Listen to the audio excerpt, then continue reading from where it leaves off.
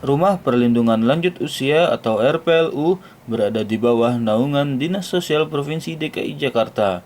Meskipun berkapasitas lebih kecil dari Panti Sosial Tresnawerda atau PSTW yang berisi warga binaan sosial atau WBS lanjut usia terlantar, namun tidak pernah menyurutkan niat dalam melayani para lansia tersebut.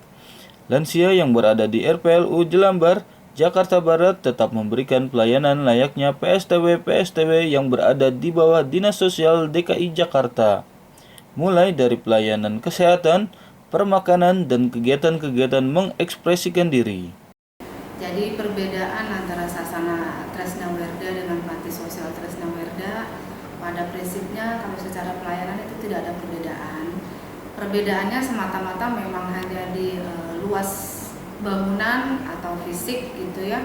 Kemudian juga dengan besarnya kapasitas yang dapat ditampung, besarnya kapasitas WBS yang dapat ditampung di Sasana Tresnawerda. Pada prinsipnya itu. Jumlah WBS-nya berapa di sini? Pada saat ini jumlah WBS ada 92 dengan komposisi laki-laki 46 dan perempuan juga 46. Kalau luas wilayah itu secara garis besar ada? Luas wilayah secara keseluruhan 2194. Terus pelayanan apa saja Bu yang diberikan di sini?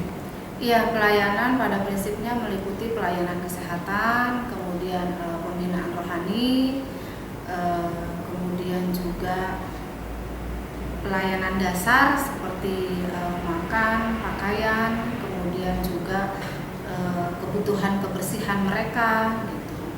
Termasuk sampai ke pelayanan pemakaman, pelayanan rekreasi, gitu ya. Nah, jadi kegiatan kami alhamdulillah sudah padat, nggak beda dengan di STW gitu ya.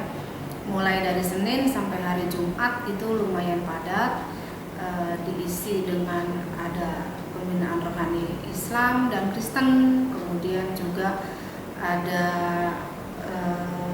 pembinaan psikologi mereka, kemudian juga ada kegiatan senam bagi para lansia, pelayanan kesehatan dari puskesmas dan juga dari dokter keliling, itu semua sudah ada.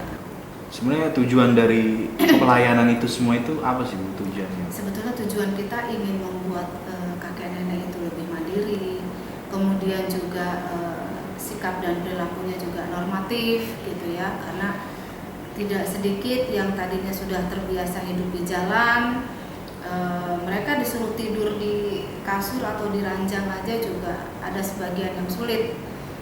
Senangnya ya tidurnya di lantai, kemudian di halaman gitu. Namun karena kesabarannya petugas sedikit-sedikit itu alhamdulillah sudah mulai berkurang.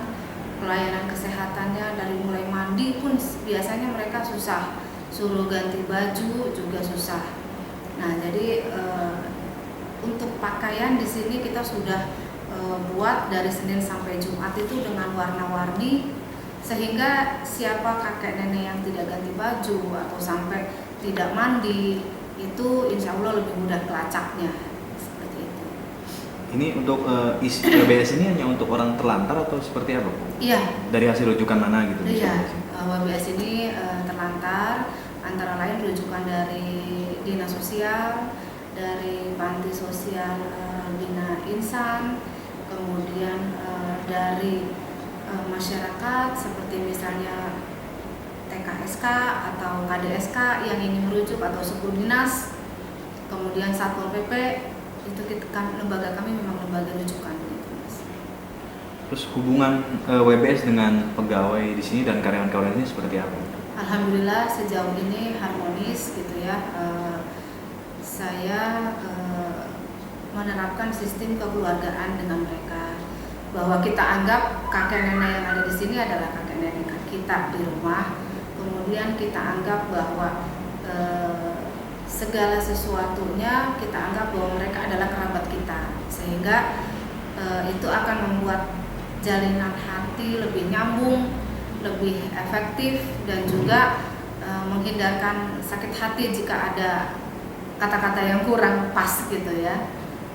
Sejauh ini seperti itu. Harapannya Bu untuk para lansia di sini apa Bu?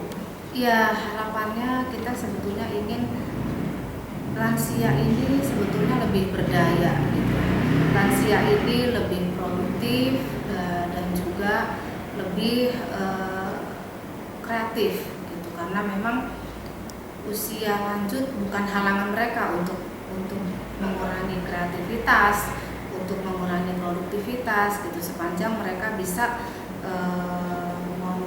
meng-create kegiatan-kegiatan yang bisa diakomodir gitu ya.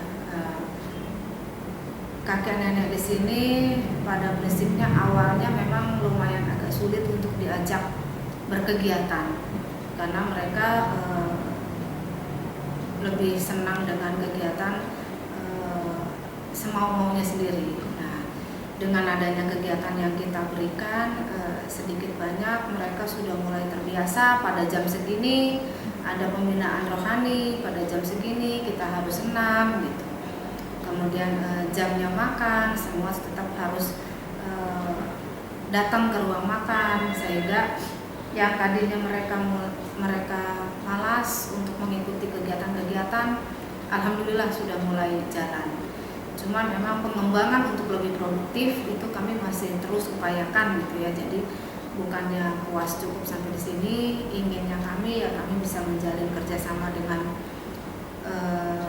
karena kebutuhan keterampilan tadi kan lumayan banyak gitu ya. Nah, itu baru sedikit kakek nenek yang mau ikut. Apalagi kalau misalnya semua yang berminat ikut, mungkin kami butuh semacam ruang pamer kah, atau semacam kerjasama untuk mengirim hasil-hasil karya kakek nenek di sini, sehingga mereka pun lebih semangat, lebih giat.